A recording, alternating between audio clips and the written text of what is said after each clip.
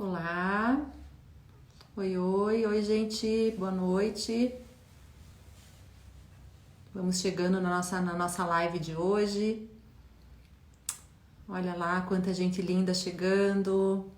Boa noite, professoras, papais, mamães. Vamos aquecer aí a nossa noite fria com essa conversa tão gostosa hoje com a Leila Oliveira. Oi, pessoal, boa noite. Olá. Vamos chegando na nossa live. Daqui a pouquinho já vou chamar a Leila para conversar conosco.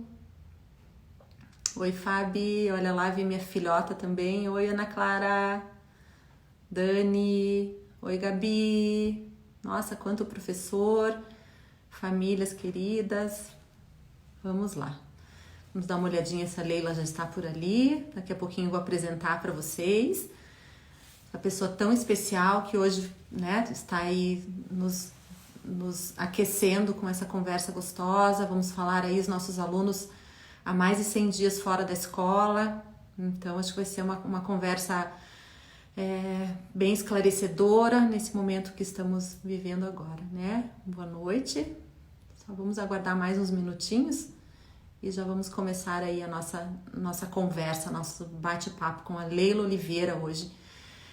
Fundadora da Associação Pickler Brasil, membra fundadora, fazendo um trabalho muito bacana hoje, envolvida aí também com todo o pessoal da área de saúde, podendo auxiliar também nessas discussões, nesse protocolo de retorno aí às atividades presenciais que a gente tem falado tanto, né? Papais e mamães aí da escola têm também nos ajudado bastante.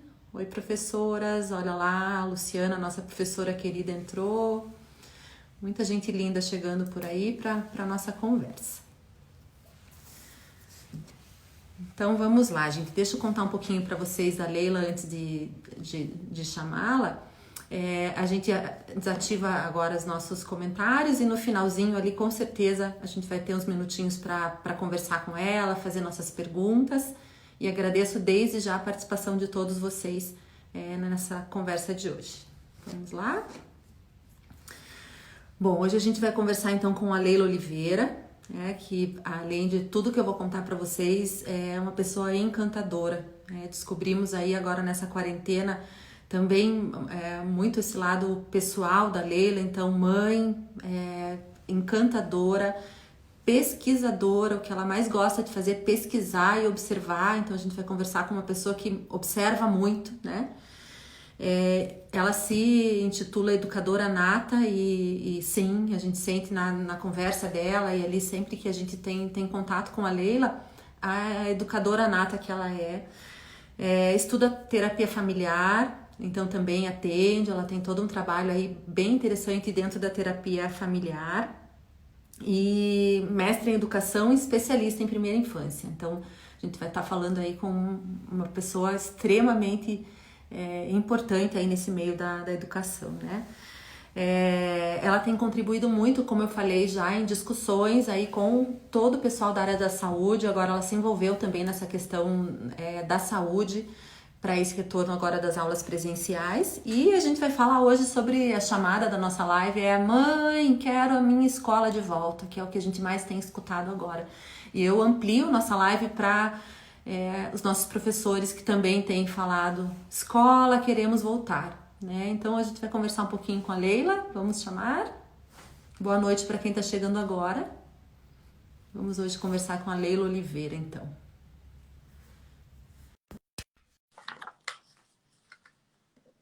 Está aí, Leila?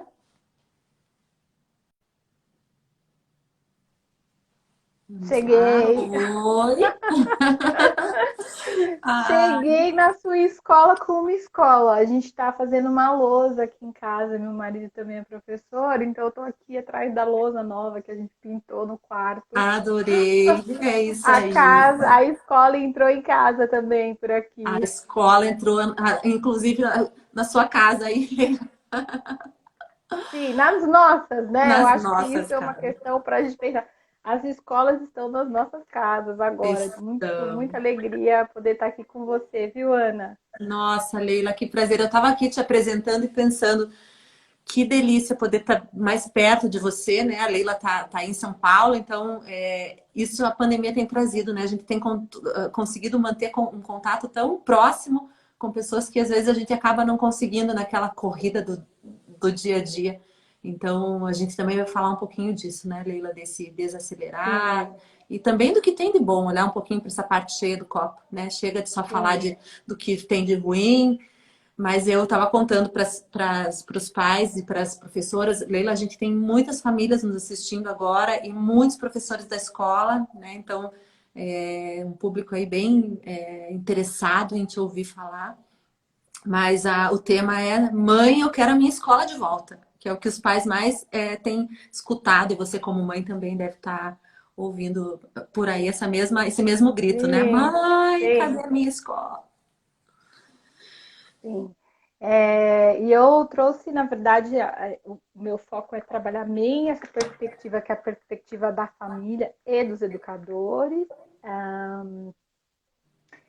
porque quando a gente ouve as crianças falando assim, eu já perguntei para minhas filhas várias vezes, né, o porquê que elas querem a escola de volta, e elas vão dando muitas respostas, que eu acho que também são as respostas que provavelmente as famílias aí da Umbrella devem estar ouvindo, mas tem uma que é muito especial e que as crianças falam, mas que a gente, fazendo uma revisão muito mais na área da terapia, que é a que eu sou adepta, né, que é a terapia sistêmica, enfim, ela tem é uma resposta que tem um sentido muito mais profundo do que a gente pode imaginar, que é: eu quero ir para a escola.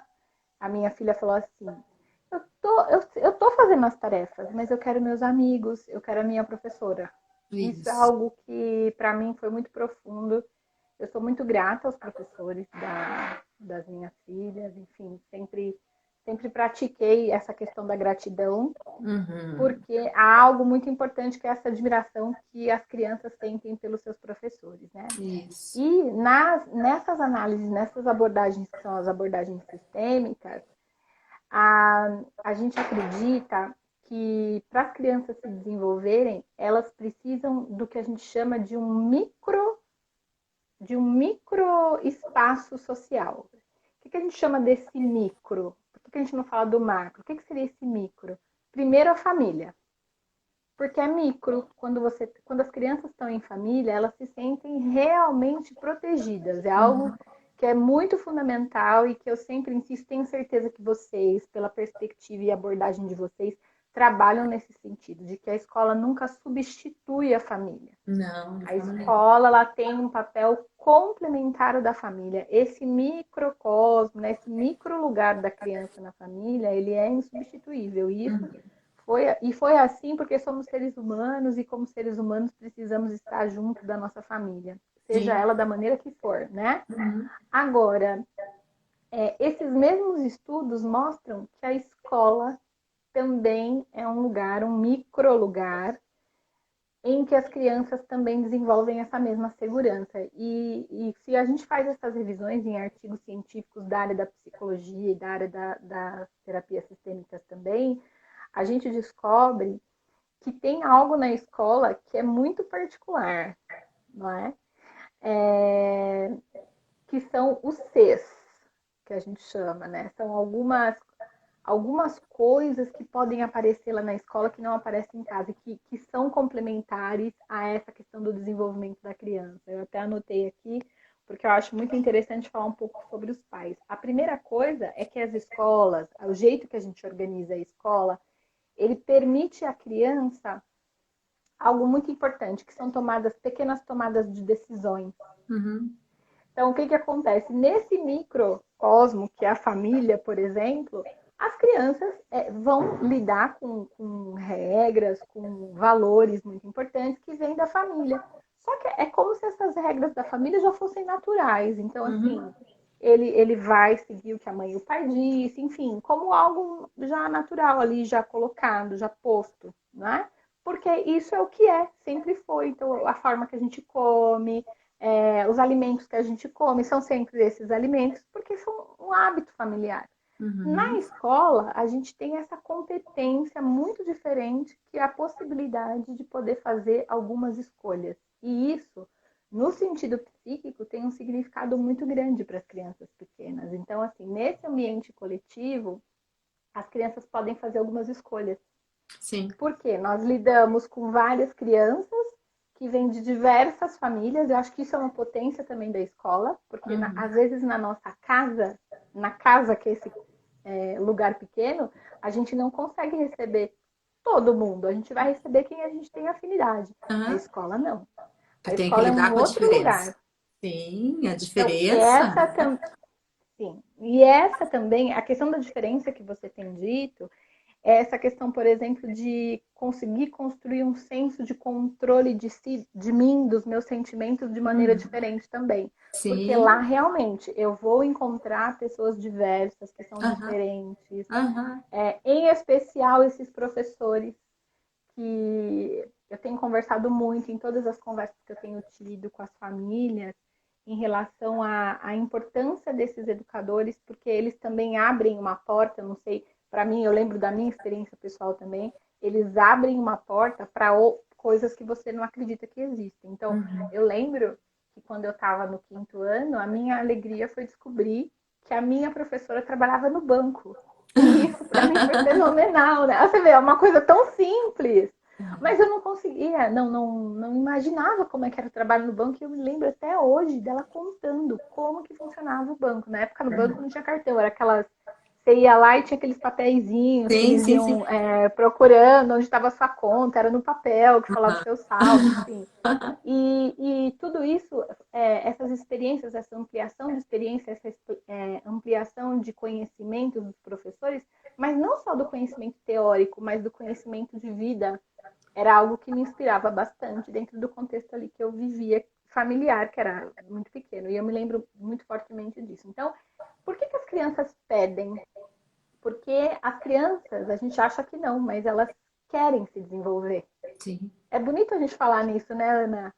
A gente tem Sim. uma visão a gente tem uma visão muito projetada para que a gente quer que os nossos filhos estudem, por exemplo, porque isso é importante para o Uhum. futuro. Mas essas crianças na escola, elas estão projetadas no fazer hoje. Então, Isso. todas essa gama de relações, elas vivem dentro da instituição. Uhum. E a gente chama de conceitos ou de necessidades universais, né? Eu costumo chamar de necessidades universais. O primeiro dele é esse sentimento de pertença, Aham. de pertencer a algo. Então, a criança tem na família, que é esse núcleo menor, mas na escola isso se expande.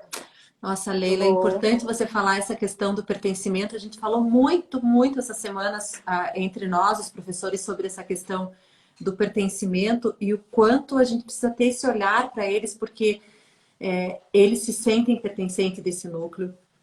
Eles precisam continuar se sentindo pertencentes para se Uhum. alimentar de tudo isso. Às vezes a gente não. Você falou muito sobre a questão da gente olhar muito para os sentimentos dos adultos, esquecer um pouco de olhar para as crianças. E você falou duas coisas super importantes agora: a questão do pertencimento e a questão extremamente delicada agora, que é o que essa criança está sentindo, né? Qual que é o sentimento dela nesse momento e como ela se sente pertencente sem estar no espaço físico, Sentar nesse né? espaço físico. Exato. E aí, de novo, né? O pertencimento é uma necessidade universal. Universal. Não é nem só dos adultos, nem só dos adolescentes, nem só das crianças. É universal. Os bebês também. Em especial, os bebês eles já têm essa noção de que esse espaço também é deles e você deve perceber isso. Você trabalha muito com bebês, de como Sim. eles se apropriam do espaço e dessas relações como lugar deles. Leila, e É olha que deles. sério agora essa questão do pertencimento. Existem pesquisas, e tem uma pesquisa muito séria que até o Christian Dunker colocou esses tempos numa reportagem, enfim, que fala que lá na frente, quando essas crianças, né, os adolescentes e mais para frente, com esses problemas todos que eles têm nessa fase, a grande maioria está na falta de se sentir pertencente ou à família, ou ao grupo, ou consigo próprio. Então, é super séria essa questão do pertencimento, né? Sim, é sério até em termos também de impactos, e aí eu de novo gostaria de falar, começar já falando sobre isso. que a gente não pode generalizar o que vai acontecer, nós não sabemos. Isso é muito importante, né? Porque as pandemias anteriores que a gente teve, elas tinham outras condições de vida, outros contextos, elas se deram em outros contextos. E elas trouxeram tantas coisas muito negativas, mas também coisas muito positivas. E isso a gente teria que ter uma outra live para falar, mas enfim. Só para falar disso. Por que eu queria ficar nesse primeiro foco dessas necessidades universais? Porque, na verdade, elas são 3. Então, quando a gente fala do atendimento, quais são as marcas? O que psicologicamente falando, qualquer pessoa precisa? Não tem relação com coisas materiais. É muito interessante. A necessidade universal psíquica, primeiro, é se sentir pertencente. Então, essa é a primeira necessidade. Desde um bebê, ele precisa ter esse sentimento de pertença. O segundo é se sentir competente. E aí, novamente, a gente olha para esse contexto da casa e da escola. Então, em casa, as crianças também podem circular e podem se sentir competentes, porque podem fazer muitas coisas. Só que na escola, a gente trata disso também de uma outra maneira. Porque os espaços que a gente, por exemplo, organiza na instituição, a criança pode agir sem a interferência do adulto. Autonomia. Exato. E essa competência que é realizada de maneira autônoma, ela leva exatamente a gente fixar o que a gente chama de algo que vai levar a criança para a questão da resiliência. Então, esses 3 conjuntos, que é sentimento de pertença, o sentimento de competência e a autonomia, leva a criança a ser resiliente.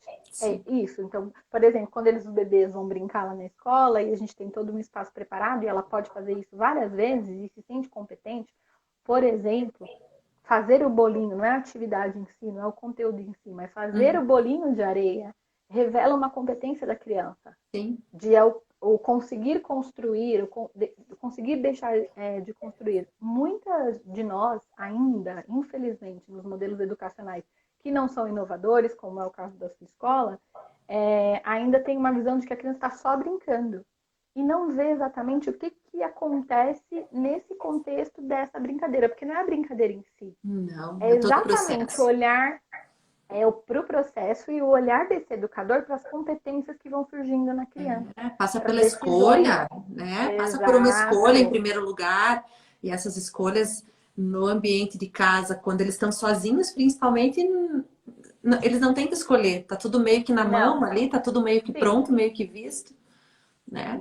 Então, quando as crianças falam assim, mãe, eu quero voltar para a escola, é exatamente porque a escola é insubstituível nesse papel de trazer esse relacionamento numa outra dimensão, que é uma dimensão mais social, que está aberta às diferenças e tudo mais. E, para mim, e aí o que a gente tem revisado, então? Nós já temos alguns artigos falando dos efeitos da pandemia, os efeitos emocionais de estar fora da escola agora. Eu ia te perguntar sobre isso, Leila, porque é algo que está preocupando bastante. A gente ouve diariamente, de algum lado vem isso, dá essa coisa que você falou, não, peraí, não é bem assim. Mas hoje, mais de 100 dias fora da escola. Como você bem disse, o nosso ano escolar são 200 dias, então eles já estão a mais da metade dos dias do ano escolar. Nunca ficaram tanto tempo com os pais em casa. Mais de 100 dias com os pais em casa, nesse contexto, onde não tem a avó para visitar, o parque para andar. Qual é o efeito de tudo isso e quanto que a gente precisa se preocupar com isso nesse momento? O que é o real, o que é... isso tem gerado em todos nós uma preocupação muito grande, né? Sim, então, é exagero? Coisa, isso é um exagero? Não é exagero, não é exagero. E eu, assim, diria, se fosse exagero, sempre com cuidado de não ser generalista. Isso sim eu tenho cuidado, né? A gente precisa seguir a ciência, a gente precisa falar dos estudos que existem. Mas, por exemplo, na China, em uma das cidadezinhas, eles já pegaram 320 estudantes que estão fazendo agora esse retorno.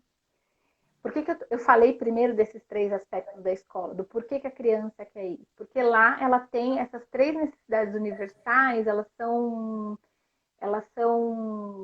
elas podem ser mobilizadas dentro da instituição. Quando eu quebro, quando eu tenho uma quebra no oferecimento de um ambiente em que a criança possa viver essa necessidade, que é uma necessidade universal, por exemplo, quando eu deixo de ter o sentimento de pertença, por exemplo, quando essa estrutura está abalada, eu posso dizer que eu vou ter um caminho que é um caminho que pode trazer consequências para as crianças a nível psíquico.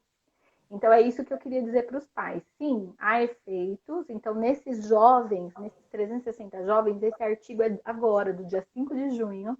Ele é um artigo científico, foi validado, enfim.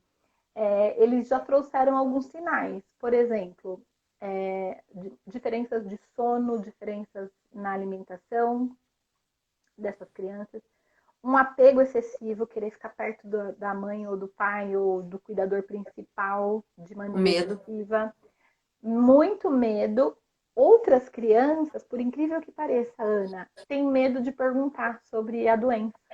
Nossa, tá? como se fosse uma Então, isso também é negação. uma coisa. Exato. Aliás, a negação, que a gente também está Ai, vendo meu nesse Deus. contexto, Negação também também é dá um uma live efeito. inteira, né, Leila? Sim, Esse tema mas negação a é. negação é um dos efeitos já do isolamento por um tempo tão prolongado, Uhum. né?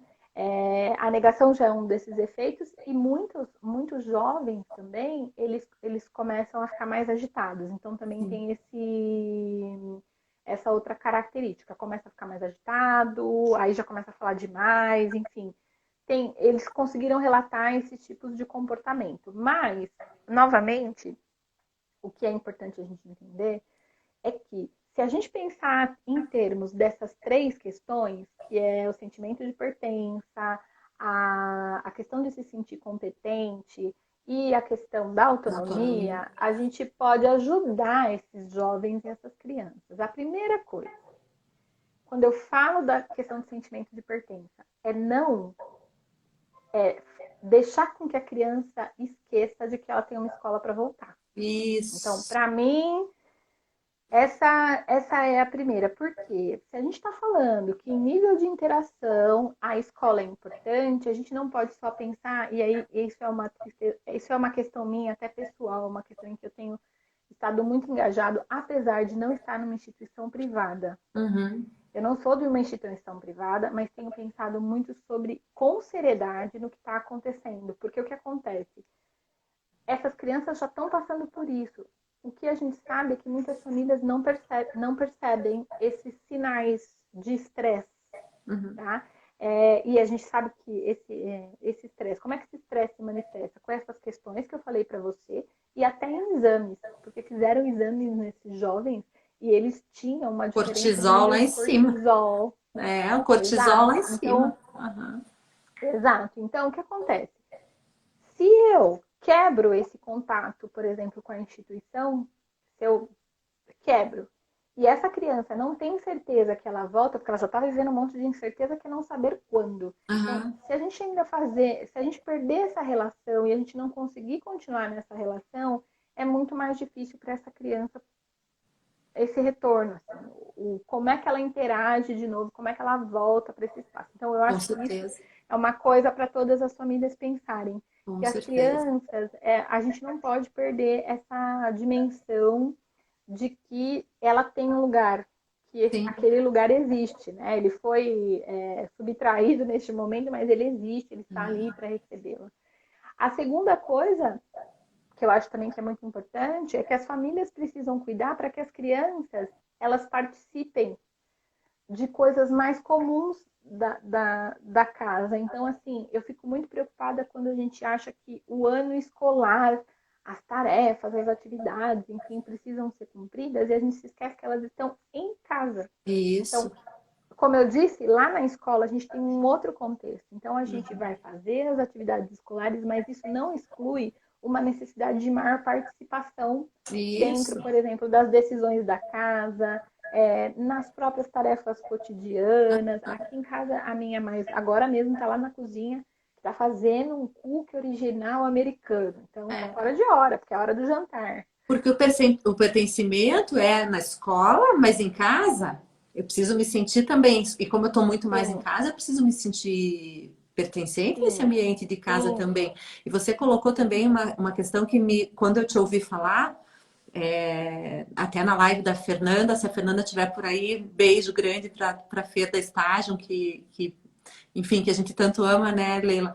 Mas Sim. na questão de você o tempo inteiro ali colocou para ela, sim, eles precisam participar da escola ativamente agora, mesmo no formato online, mas não é momento de pressão, Não. de cobrança excessiva, no sentido de, né, mais do que nunca agora é saber ter esse equilíbrio, porque não é momento de. Eu queria muito que você falasse sobre isso, porque como mãe me bateu assim. Opa, mas Sim. tem que fazer isso, tem que fazer aquilo, e ao mesmo tempo não é momento de pressão. A gente não consegue. Algumas coisas precisam, sim, são inegociáveis, mas o que acontece? E é isso que eu gosto sempre de falar, essa questão da nossa empatia com as nossas crianças. Então, eu, Leila, não estou escrevendo com tanta facilidade, que é uma coisa que eu gosto de fazer. Você falou isso Está esses dias, mais não está fluindo. difícil, exato, é mais difícil para ler. Às vezes eu acho muito repetitivo, repetir toda a organização da casa de manhã de novo. Eu acordo e eu tenho, antes de começar a trabalhar, eu começo a fazer, organizo toda a casa, coloco tudo em ordem, daí cada um vai para o seu lugar, para o seu canto, eu vou com a menor, o meu marido vai com a menor, enfim, a gente tem toda uma dinâmica. Só que já não está mais fácil fazer isso todo dia, repetidamente, não é? Porque exatamente é o que a gente está falando. Alguns lugares nós adultos também perdemos, em que nós nos sentíamos pertencentes, né? Eu Uhum. sinto falta dos meus amigos, eu sinto falta. Eu viajava muito, sabe, Ana? Eu viajava muito. Encontros de formação eram todos presenciais. Eu sinto falta das educadoras, eu sinto falta de tomar sol no parque de manhã com as crianças, porque eu Sim. ia na minha instituição ver. Então, assim, para mim não está fácil. E aí, Uhum. quando eu olho para os meus filhos, para as minhas filhas, né? Então, quero me colocar agora como mãe, eu já comecei a identificar que tem algumas coisas que não estão fluindo tão bem, Sim. mas porque ela também já chegou nesse estresse de fazer repetidamente todas as coisas. Então, a gente tem uma ideia dessa rotina, que é a rotina da lição, mas a gente se esquece que a gente precisa começar agora. É muito importante que isso não seja tão repetitivo, Sim. porque isso pode dar para a criança uma ideia de que ela faz mecanicamente. Então, como é que eu coloco ela na pertença? Quando às vezes quebra a regra. Então, tá lá fazendo um cookie de chocolate E a tudo esse bem. horário, 7 horas, Aham. e tudo bem. Isso. Mas está feliz, está engajada e está Isso. aprendendo outras competências. Outras E isso também habilidades. é para outras habilidades. Vai medir, vai lá usar o potinho que tem as frações, né? 3/4 de xícara, enfim. Tem a A mãe, gente vai Leila, como é que isso está olhar. acontecendo nesse momento? Tem a mãe, tem a mãe. Sei. Aliás, essas férias foram acho que umas 15 ou 16 receitas. Eu fiz até um álbum para ela, com as Uau! fotos das coisas que ela fez. Então teve a tarde, ficou a tarde inteira fazendo petit gâteau e medindo o tempo para saber quando ia ficar, quando ficava no ponto perfeito. Então, quando você olha para isso, parece nada, mas na Mas é verdade muito. a criança está numa série de habilidades, aprendendo uma série de Nossa, um habilidades. raciocínio super lógico, né? Sim, mas que são da casa. E Sim. a gente às vezes olha, os pais olham para esse ambiente da casa como sendo um lugar não importante. Uhum. Muitas vezes subestimam o valor dessas relações familiares, mas se a gente lembrar das nossas memórias, a gente vai ver que nós aprendemos muitas coisas que são importantes para a vida lá dentro da nossa casa, com o nosso pai, com a nossa mãe, às vezes da maneira mais simples que eles podiam ensinar, que são os valores, que são essa questão dos cuidados de si, a maneira de comer, enfim. Tudo isso se constitui como um conteúdo, que é um conteúdo de cultura e muito importante para a gente continuar a nossa vida. Então, Sim. não é hora de ter uma rigidez. Aham. As crianças precisam fazer, mas ela pode fazer isso diferente. Então, às vezes, não vai Isso. conseguir fazer toda a tarefa às 4 horas, ficar sentado fazendo a tarefa. Mas pode fazer 2 horas de tarefa, passear um pouquinho pela casa e fazer outra coisa, e cozinhar alguma coisa, arrumar um quarto, depois volta, faz novamente. Por quê? esses estudos eles vão mostrando que depois desse tempo prolongado, a criança, não importa, todos eles já estão com nível de estresse, assim como os adultos.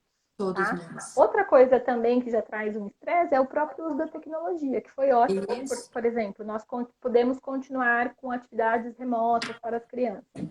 Para as crianças mais velhas, isso é muito bom, mas o que a gente sabe, isso é muito ruim. Por quê? É muito bom se a gente fizer direitinho. Por quê? São no máximo, para uma criança de 6 a 18, 2 horas. E as outras 2 horas ela deveria estar com papel. Com Mas papel. não é o que está acontecendo. Não é o que está acontecendo. E o efeito, não sei se vocês chegaram a ver, mas a Sociedade Brasileira de Pediatria tem uma orientação para o uso de tela. E ela referendou essa recomendação. E ela diz de novo, pode usar 2 horas, mas 2 horas de tela e 2 horas de não tela. Sempre nesse sentido. Por quê?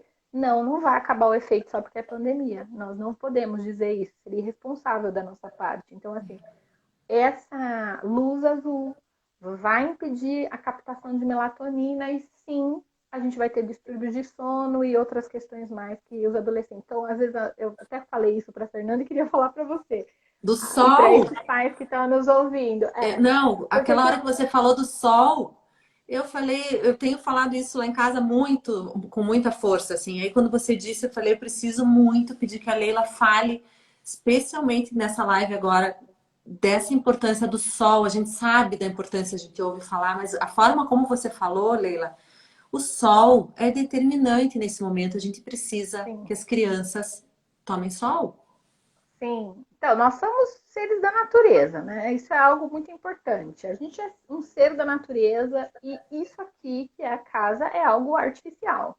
Que a Sim, gente faz para nos proteger, para nos abrigar e que é muito importante. Porém, é, esse lugar, essa luz, a luz azul do computador, ela não pode substituir o sol. Por quê? O não. sol, ele é um regulador do que a gente chama desses ciclos, que são os ciclos circadianos. De Então, anos, claro. basicamente, todo o funcionamento das suas glândulas, em especial dos seus ritmos internos, eles são comandados pelo sol. Uhum.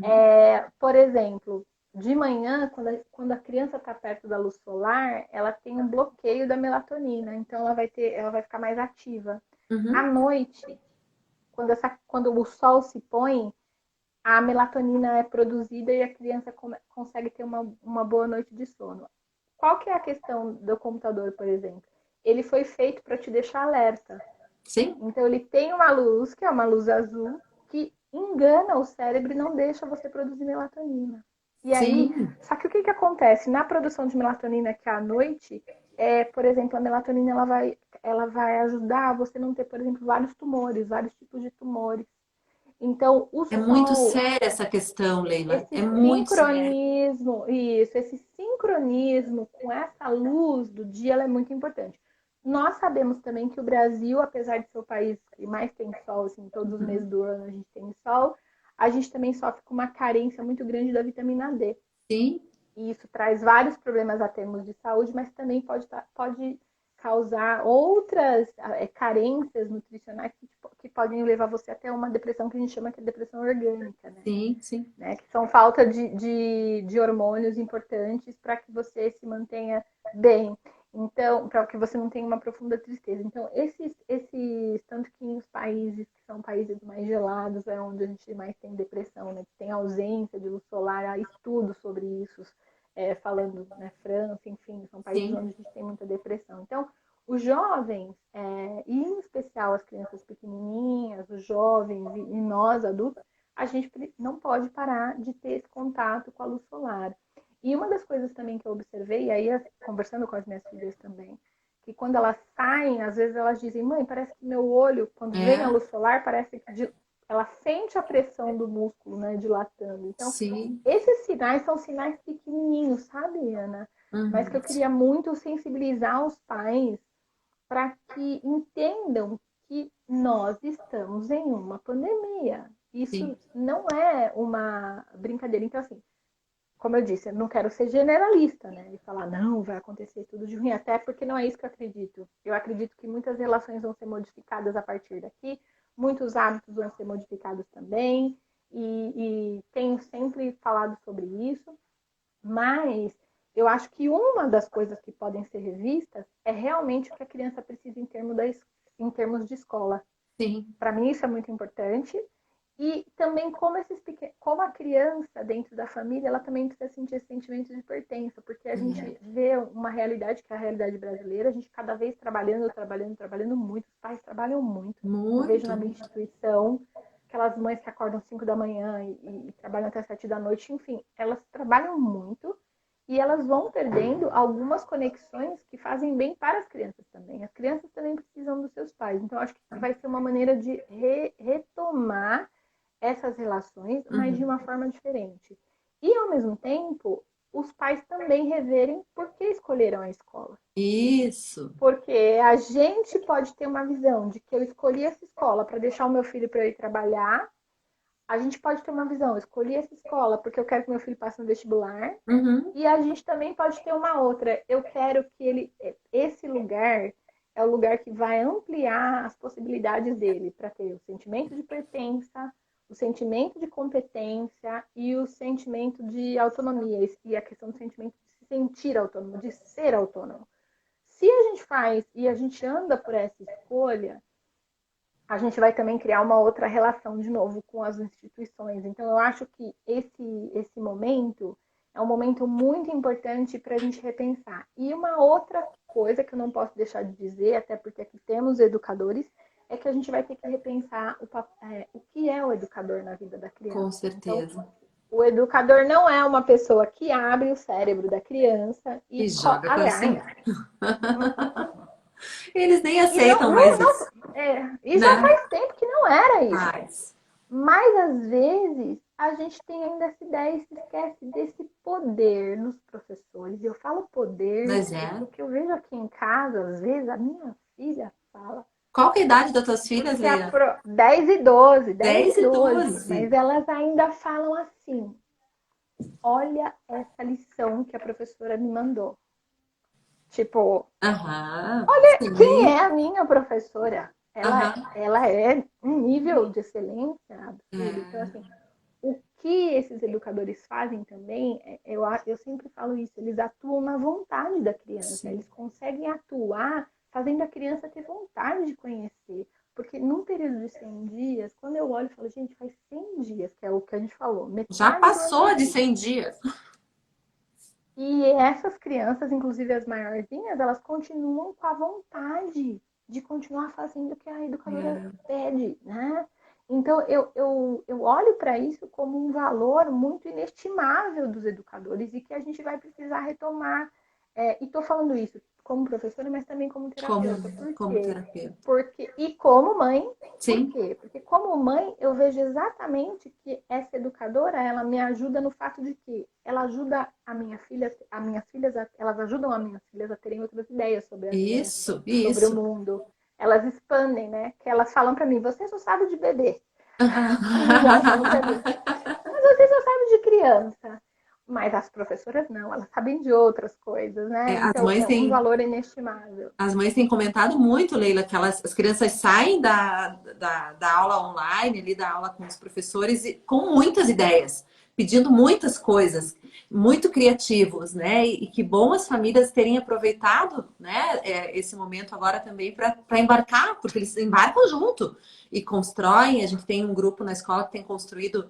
É, naves espaciais e viraram astronautas e estão conhecendo sobre o espaço e a família está conhecendo junto. Então, eles estão tendo uma oportunidade de entrar nesse mundo também escolar. Sim. Mas quando você fala do educador agora, também eu te escutei muito falar sobre a importância da presença física do educador na vida das crianças. Conta para nós um pouquinho sobre essa tua fala, né? Por que é tão importante essa presença física também do professor? Sim, a gente também, são muitos estudos que a gente tem, né? Nós viemos com um equipamento preparado para as relações sociais. Acabei de falar disso numa outra conversa, mas é muito importante que a gente entenda o seguinte: o sentimento de pertença, esse sentimento de pertencer, ele se relaciona muito, no caso das crianças e dos adolescentes, a questão do contato. Nós, seres humanos, somos projetados para o contato. Então, isso é algo fundamental para a gente entender. E aí, quando esse educador está com a criança, não é só o corpo físico, não é essa presença física do corpo físico, mas tem um eu do educador. É o eu, é um adulto que está ali perto dele. É uma... Como é que eu posso dizer? Mas é como se ele tivesse ampliado o seu próprio eu, porque o educador, ele está ali como uma rede de apoio, ele é uma rede inteira de apoio para a criança, no sentido de que ele fala com a criança, no sentido de que ele interage com a criança, no sentido de que ele escuta. Uhum. Porque muitas vezes a gente, nessa correria do dia a dia, a nossa escuta não é igual à escuta desse educador que tem Sim. essa presença, até porque esses educadores são especialistas na escuta, eles também têm uma forma terapêutica de escutar, e eu estou falando isso porque eu acredito na escola como um lugar terapêutico, então o jeito que o professor escuta também é diferente, não é que ele é melhor ou pior Não. do que o da família, mas é uma escuta diferente para o que a criança está trazendo. Tem algumas coisas que a gente, por exemplo, quando a gente olha uma criança brincando, o jeito que a gente vê é diferente. Não é melhor do que o da mãe, mas é diferente. A gente Então, enxerga as coisas que vêm junto com essa brincadeira, né? São sim, profissionais da área da educação, né, Leila? Eu sempre falo isso para as nossas educadoras e sempre converso lembrando isso, porque às vezes a gente esquece, né? Nós somos profissionais da área da educação. A gente realmente sim, estudou para olhar para a brincadeira, para ter escutativa.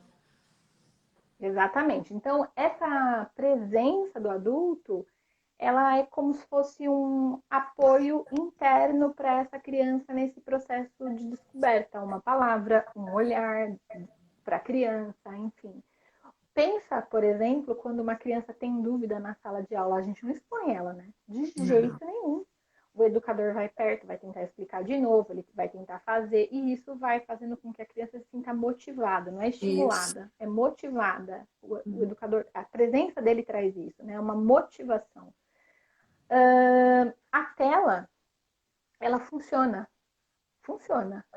No caso de que a criança continua vendo o educador e tal, mas falta exatamente essa presença, porque na tela a criança está parada. Uhum. Então, basicamente é essa que é a diferença. A criança está mais parada. E o educador, ele não olha para a criança parada, ele olha o gesto. Se ele não consegue fazer um exercício, o educador está ali olhando o que do exercício ela não consegue fazer.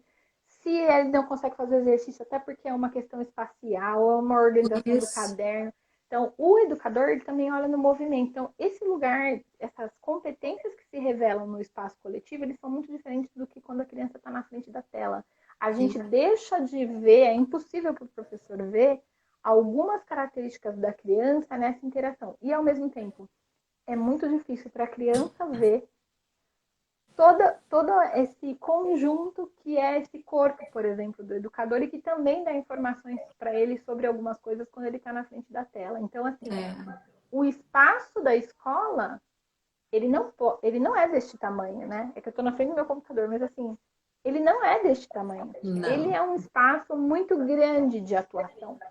E então essa presença humana, ela é insubstituível. Nenhuma Sim. tecnologia vai substituir, né? Senão já É. teríamos. E a gente viu que realmente não substitui, porque as crianças Sim.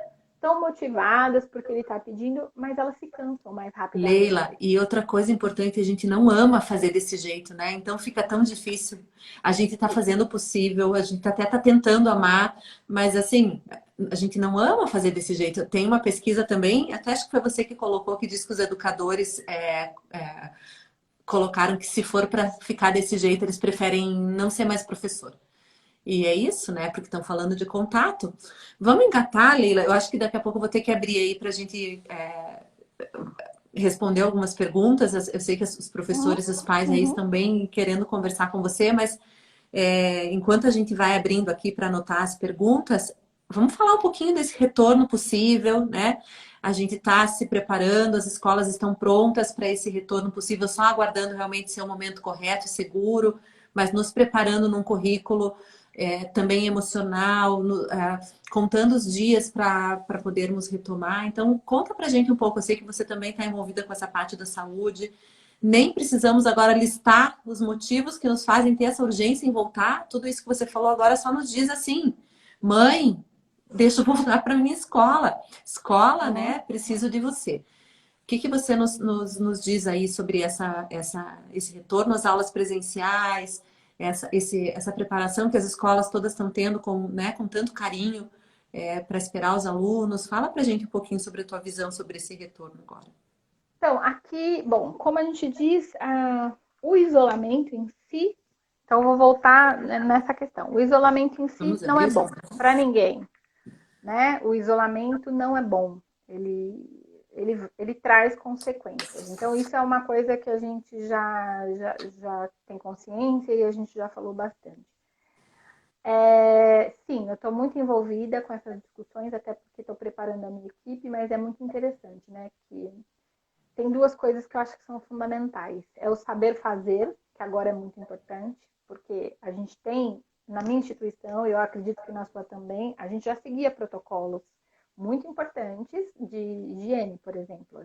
Sim. Eles sempre existiram, né? Eles permeiam, faz parte da aprendizagem do cuidado de si, a gente ter cuidado com a nossa saúde. Então, isso é uma coisa muito importante. Mas o nosso nível de discussão aqui em São Paulo, e aqui em especial na minha instituição, tem sido como não perder a humanização nesse processo. Isso então, mesmo. E aí tem 3 coisas que são fundamentais, né, para a gente não perder esse nível de humanização. O primeiro é como está o adulto que recebe a criança. Então, de novo, essa importância, né, do cuidado, e você tem falado do cuidado emocional, com os educadores, enfim, mas também com cuidado técnico, né, que é o que a gente acha que está investindo muito, né, como se faz isso, porque quanto mais liberdade eu tiver para fazer esses procedimentos, né, saber colocar uma máscara, tirar uma máscara, mais eu vou lidar com isso com muita tranquilidade. Então, isso é uma coisa principal. Segundo, é a questão dessa organização da escola, que provavelmente vai ser diferente. Então, a gente já sabe, né, que o ensino híbrido precisa continuar, não vai ter maneira de fazer isso diferente.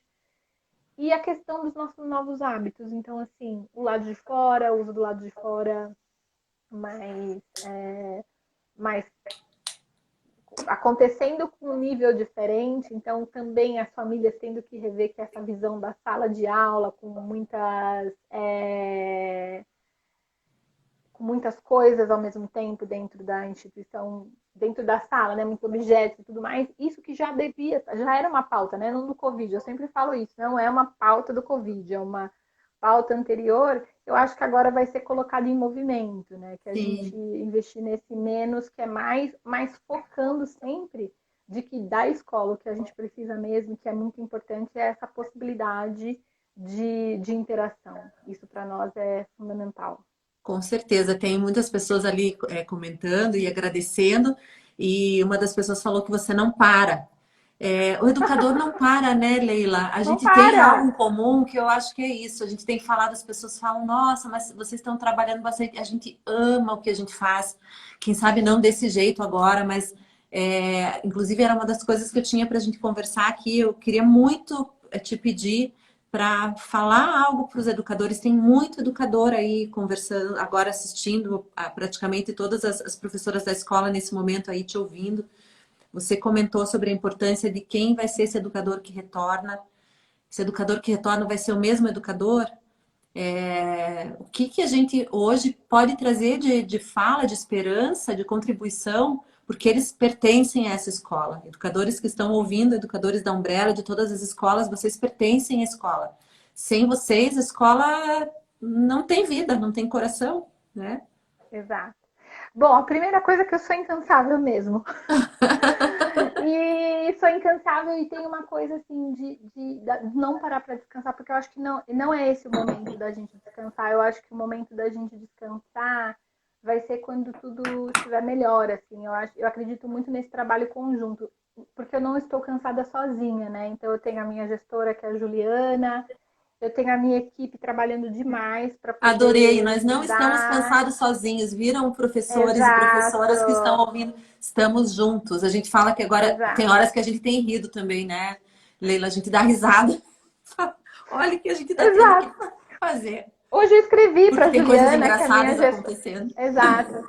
Eu escrevi para minha gestora e falei assim, viu? Amanhã a gente podia tomar uma cerveja? Ela, cerveja não, mas um chá eu topo, né? Online, né? Online. Online, para a gente conversar, né? Então, assim, Sim. todos nós estamos cansados, mas não é o momento de parar. Então, Não. assim, eu sinto esse cansaço, mas eu sei que não é o momento. Que com quanto mais pessoas a gente poder conversar nesse momento, isso fortalece também a gente. Então, isso é uma coisa. Mas tem três coisas que eu gostaria de falar para os professores que também posso falar para as famílias. A primeira Olá, é professores e tenham professoras. intimidade.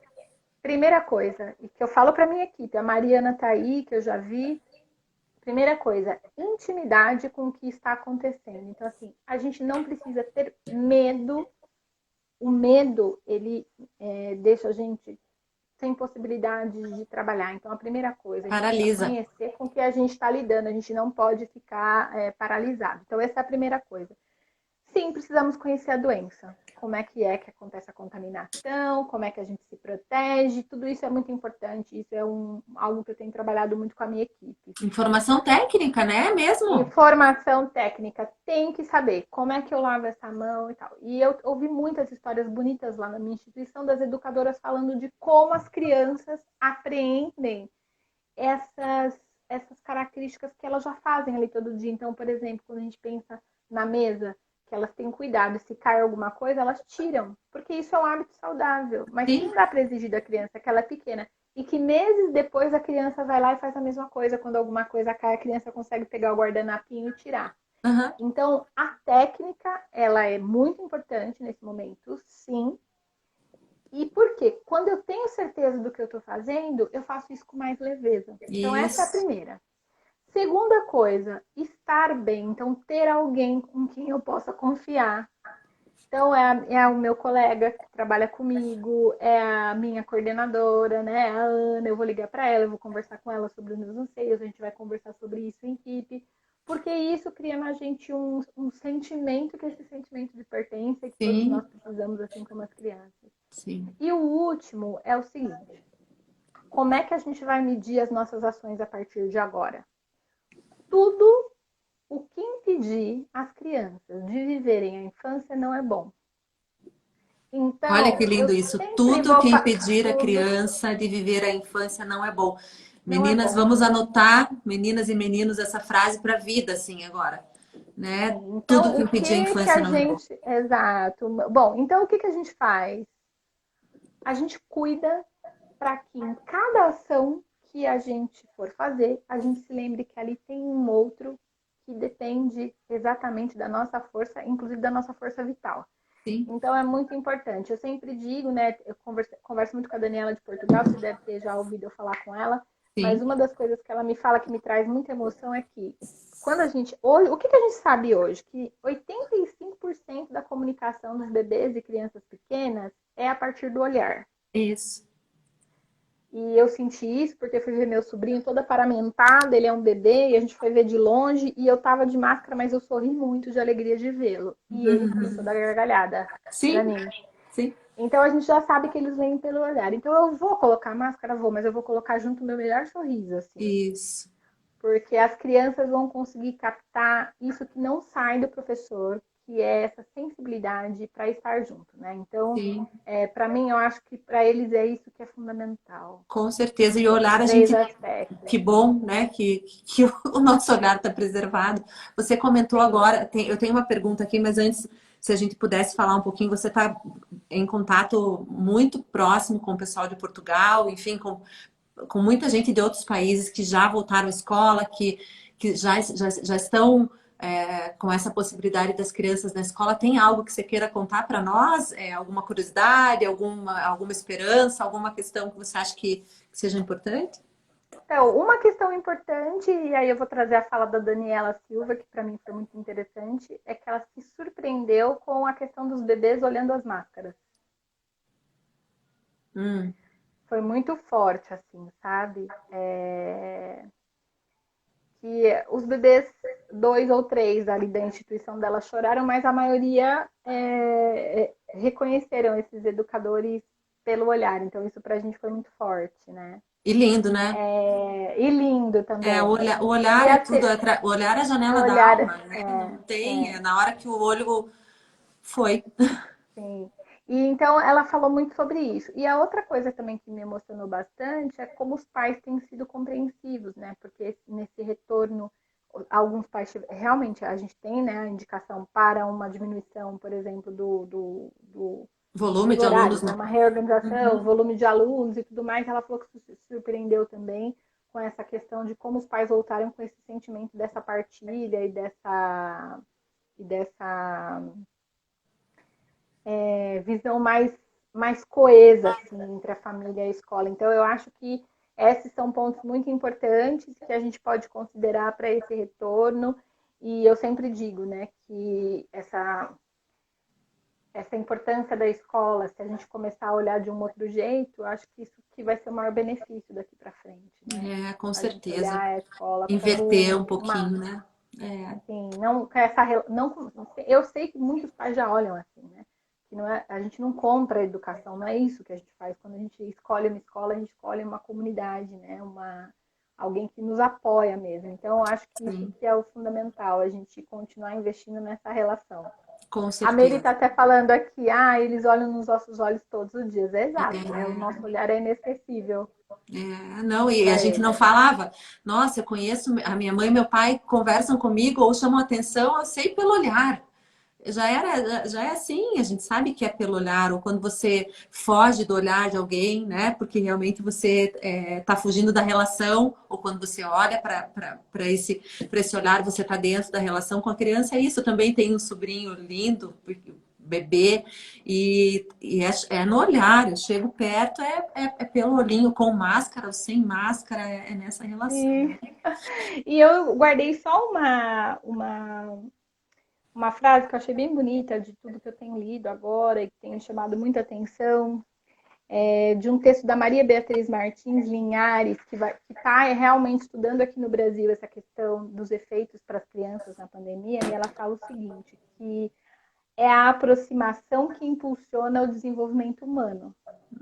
Então, Sim, uma escola sem aproximação, ela não é possível. Agora, o que a gente vai precisar é das nossas novas maneiras, novas competências para a gente se aproximar. com Então é isso, certeza. Ana. Querida, só a Ali, nossa professora, escreveu agora sobre o senso de comunidade, é outro ganho, né? Somos uma comunidade cada vez mais unida de Mais. educadores, pais. Isso mesmo. Falando com você hoje, Leila, que pena encerrar nesse momento. Tomara que a gente possa conversar outras vezes. Você é incansável mesmo, que bom que você é incansável aí com toda uma equipe que tem nos ajudado, inspirado. Eu te escuto quase que todos os dias, viciei no teu jeito de olhar para a educação, tão otimista, tão humano, tão amoroso, né? Vai descansar com as tuas pequenas, comer o teu cookie aí, o teu. Nossa, eu tô aqui com fome, tô sentindo o cheiro Tá aqui, você não sentindo o tem cheirinho, noção do né? cheiro do chocolate. E agradecemos em nome de toda a comunidade escolar, educadores, pais, professores e professoras, e que a gente possa logo também estar juntas. A Leila participa de formações aí pelo Brasil todo, como ela disse, viajando, trazendo informação e nesse momento esperança, né? Você só trouxe para a gente Muita agora esperança. esse valor que a gente já sabe da escola, do pai, da mãe, do educador e dessa criança que precisa que a gente olhe nos olhos, né? Eu acho que a gente termina hoje falando Exato. sobre o poder do olhar e sobre essa conexão que acontece, que a gente não foi nos roubada, graças a Deus. Olha que lindo. Graças a O Deus. olhar não foi Exato. nos roubado, né? Sim. Um beijo, minha querida, no teu coração, para toda a tua Um beijo, família. Ana. Muito Muito obrigada. Queria obrigada. agradecer as pessoas que estão assistindo e espero que a gente realmente possa se ver em breve com tudo isso mais com essa vida mais tranquila, né? Aí eu vou poder descansar. E aí você vem aqui para Curitiba curtir o nosso Oh, friozinho, tá vou bom? sim. Um Tchau, beijo tchau. bem, Muito bem grande. obrigada, viu? Fica Tchau, bem. Um beijo tchau. enorme. Tchau, tchau.